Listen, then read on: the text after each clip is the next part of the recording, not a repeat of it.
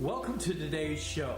Today I'm going to be introducing to you Dr. Aaron Groh, who is a workplace analyst and a keynote speaker for management excellence. Did I get your title right? Yeah, that's good. That works well. Thank you. You have written several books. Can you tell us a little bit about your first book?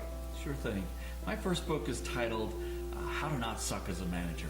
And I get that that's kind of a low bar, but at the time what I found was people seem to have a lot of experiences with not good managers. And so I thought, well, let's focus on helping those managers get a little bit better. So I asked a simple question to people who had had bad managers. What was it they had done to put them into that category? And what I found was there were very common answers, and the top 5 answers became the foundation for the book. Are you saying that managers may be the biggest influencers of workplace efficiency and effectiveness? Yeah, no doubt. And it's interesting because I know that the CEOs get the big checks, but most people in a company don't interact with the CEO. They interact with their immediate manager. And so if these immediate managers are good about developing an employee and making them feel valued and just want to come to work, then of course organizations will see a benefit from this. What I so appreciate about Dr. Groh's presentation today was just both the life-giving nature of it. I felt so encouraged. Aaron was so fun and entertaining. He didn't just stand and tell us a whole bunch of facts and figures. That doesn't work for me. He made it fun and interactive. All right, the song is called Things You Don't Say to Your Boss. Now be ready, you're going to sing some of this with me at the right time, all right? Take this report request and stick it in your ear. For all the problems you create, I want to kick you in the rear. Oh, your micromanaging is driving us insane. All your jokes are inappropriate and lame. Oh, if you're the kind who'd rather not suffer a job loss, these are the things that you don't say to your boss. I got more. Are you ready? All right. Someone was considering hiring you to come in and do your motivational speaking. What could they expect? Okay. So these are the 2 results I aim for. One, at the organizational level, that companies will stop the hemorrhaging of unnecessary expenses that come about for high turnover that are often connected with manager issues. And also at the personnel level, that people will start, that every person in the organization will want to be there because they have exceptional managers that they report to. What is the one key idea that leaders really need to know to be more successful? There is one element that I could stress, that I would stress more than any other element. It would be this, what I call care. And it's a simple concept, but it's all too often not applied.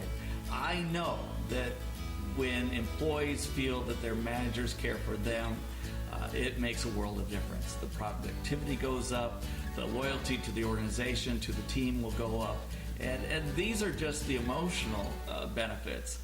Of course, the productivity speaks to the bottom line, and that's where CEOs should care as well. When the care is not there, productivity suffers, loyalty suffers, turnover goes up, stress goes up. And human resource managers should pay attention to this. They see a lot of turnover going on in one particular division under one particular manager. Chances are pretty good that it's, at least in part, because those overseeing that division just don't have the kind of care that they need to for the people who report to them. All right, quick question for the group. But you know what? What I don't need is a show of hands. No, I don't need that at all. And because I know what your response would be. But I'll ask the question anyway, and if in your mind you're thinking, oh yeah, definitely, then I want you all to respond in unison, where have you been all my life? All right, here's the question. Are you ready? I'm a management fixer, and so I have got to know, has anybody in here ever had a bad manager? Yeah, okay, it wasn't in unison, but you know, first run, it'll work. Dr. Grove's points were spot on.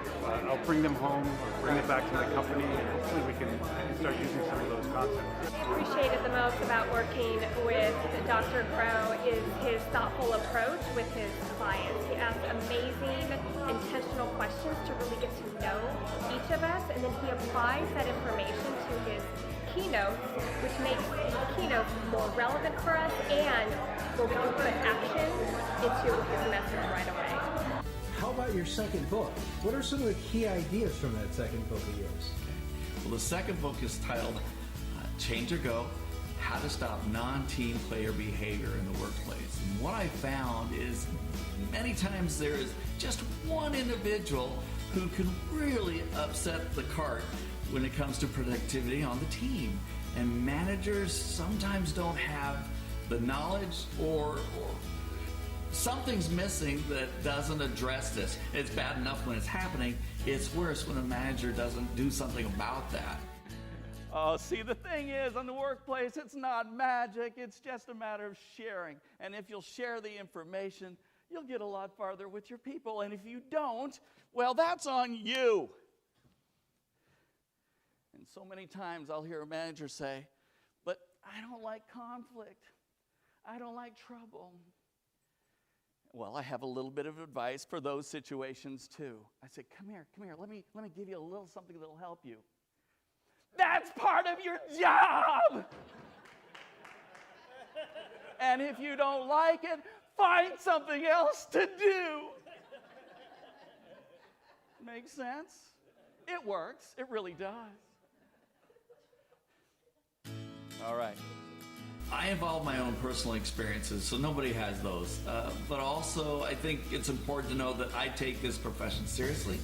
I am a member of the National Speakers Association, a professional member, which means I am regularly involved in speaking to audiences at the professional level. I work on this craft regularly. I am constantly learning more information, staying ahead of the curve, and presenting this information in a way that, again, will be memorable for audiences when they participate in these events. That's always the way I've been. I'm not good at doing anything halfway.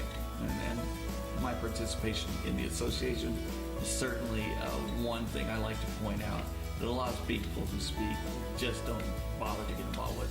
And I think that hurts the clients. In my keynotes, I bring some singing into it. I bring some magic, poetry, personal experiences.